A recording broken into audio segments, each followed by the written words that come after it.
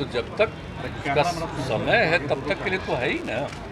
तो अभी तुरंत इस्तीफा देने का क्या मतलब? हमको नहीं मालूम है कि क्या सवाल खड़ा कर रहे हैं, लेकिन पार्टी में कोई मतभेद नहीं। देखिए मैं मुझसे बहुत सीनियर आदमी हैं और मुझसे बड़ी श्रेष्ठ लोग हैं।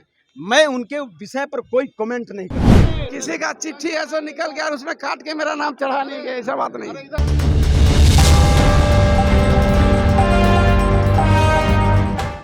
नमस्कार, आप देख रहे हैं DTV भारत। मैं हूं आपके साथ निषेध ठाकुर।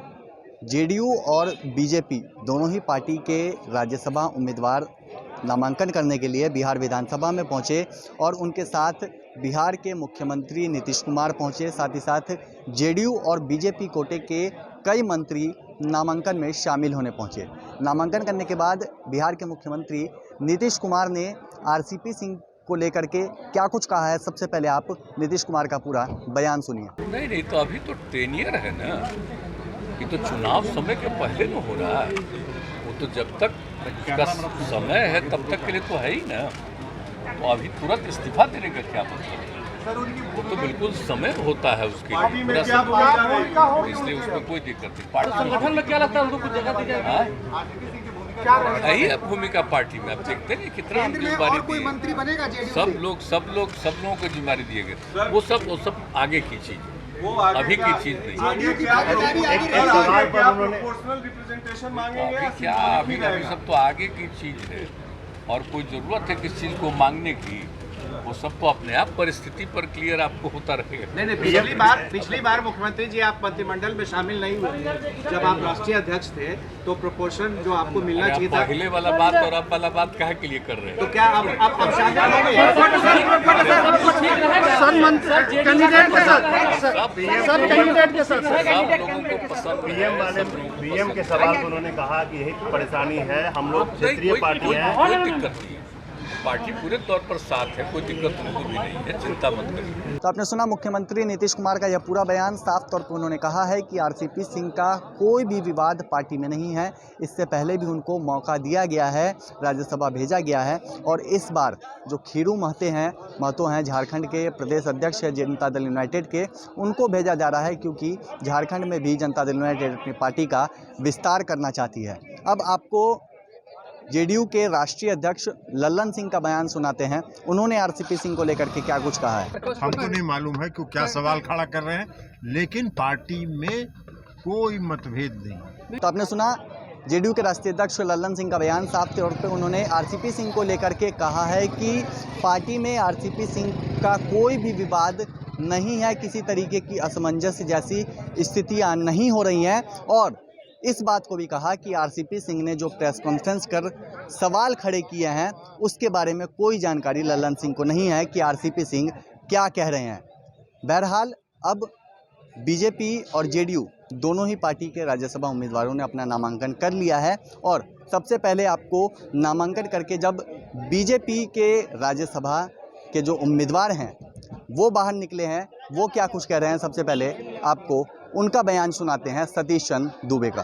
देखिए, हम भारतीय जनता पार्टी के कार्यकर्ता हैं, बूथ से काम करने की आदी है और आज भारतीय जनता पार्टी देश का सबसे बड़ा पार्टी है, सबसे बड़ा लोकतंत्र है। इसमें काम करने वाले को मौका दिया जाता है। बूथ स्तर से लेके विधानसभा से लोकसभा, लोकसभा से राज्यसभा और दूसरा बार भी राज्यसभा भेजने का पार्टी ने बहुत बड़ा जिम्मेवारी दी है। जितने मजबूती से पहले काम करते थे उससे भी ज्यादा मजबूती से और भविष्य में काम करेंगे। और भारतीय जनता पार्टी ही एक ऐसी पार्टी है जिसमें कार्यकर्ताओं को बढ़ने का एक बहुत बड़ा उम्मीद रहती है, आसार रहती है। किनको धन्यवाद देंगे आप? सबसे पहले मैं भाई नरेंद्र मोदी को धन्यवाद दूंगा, अमित शाह जी को, जेपी नड्डा जी को, बड़े भाई डॉक्टर संजय जायसवाल प्रदेश अध्यक्ष जी को, बड़ी बहन रेणु दीदी को, तारकेश्वर प्रसाद जी को जो हमारे डिप्टी सीएम बड़े भाई हैं और बिहार के मुख्यमंत्री भाई नीतीश कुमार जी को मैं धन्यवाद देता हूं कि आज एनडीए पूरे हिंदुस्तान में मजबूत रूप से काम करने का, गरीबों का सेवा करने का, गरीब हित में सबका साथ, सबका विश्वास सबका भरोसा जीतने का काम अगर किया है तो एनडीए गठबंधन किया है, भारतीय जनता पार्टी ने किया है। देखिए मैं मुझसे बहुत सीनियर आदमी हैं और मुझसे बड़ी श्रेष्ठ लोग हैं, मैं उनके विषय पर कोई कमेंट नहीं कर सकता। तो आपने सुना सतीश चंद्र दुबे ने साफ तौर पे पार्टी के नेताओं का आभार व्यक्त किया है, धन्यवाद किया है और कहा है कि बीजेपी इकलौती ऐसी पार्टी है जो बूथ स्तर के कार्यकर्ताओं को देश के उच्च सदन में भेजने का काम करती है। अब आपको जनता दल यूनाइटेड की ओर से जो राज्यसभा के उम्मीदवार बनाए गए हैं खीरू महतो, उनका बयान सुनाते हैं, वो क्या कुछ कह रहे हैं। देखिए, पार्टी ने जो मुझे जिम्मेवारी दी है, कार्यकर्ता को जिम्मेवारी को हूबहू लागू करेंगे और जमीन पर दिखेगा। झारखंड में क्या कुछ देने वाले हैं जेडीयू को? झारखंड में है जो सबसे बड़ा यही तो है जो दिया गया पार्टी की ओर से, सांसद बना गया है। वह झारखंड के जनता के मैंने उसके भावना के अनुरूप है जो पार्टी काम करेगी और बिहार और झारखंड दोनों को मिलाकर सेतु का काम करेगी।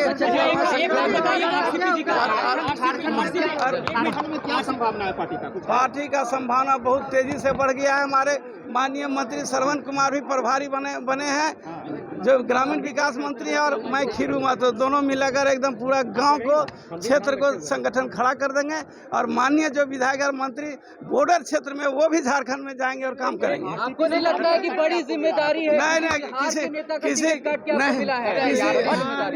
किसी का टिकट नहीं काटा गया, किसी चिट्ठी देगा, किसी का चिट्ठी ऐसा निकल गया और उसमें काट के मेरा नाम चढ़ा नहीं गया, ऐसा बात नहीं। तो आपने सुना जेडीयू के राज्यसभा उम्मीदवार खीरू महतो का यह पूरा बयान।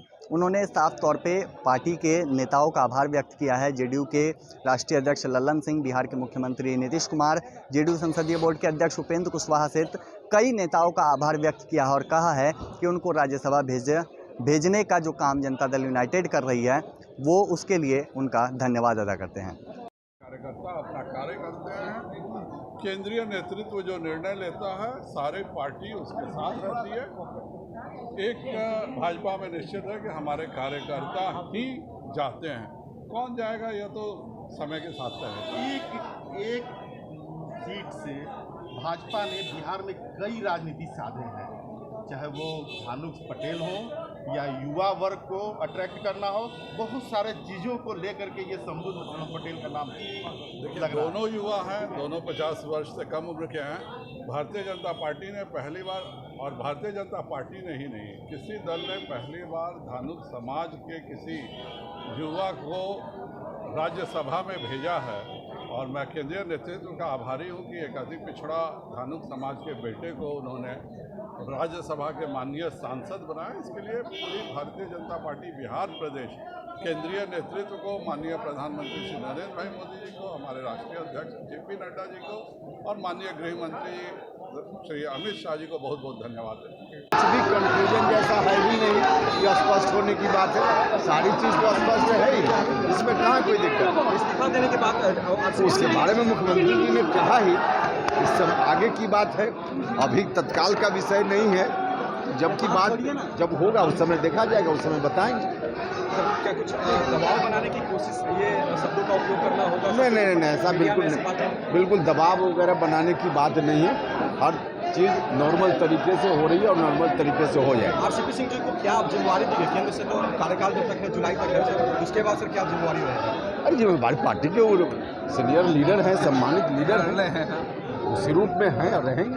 बहरहाल अब जेडीयू और बीजेपी दोनों ही पार्टी के जो राज्यसभा के उम्मीदवार हैं वो नामांकन करके निकल चुके हैं और बिहार के मुख्यमंत्री नीतीश कुमार भी पहुंचे थे, जेडीयू कोटे के तमाम मंत्री पहुंचे थे।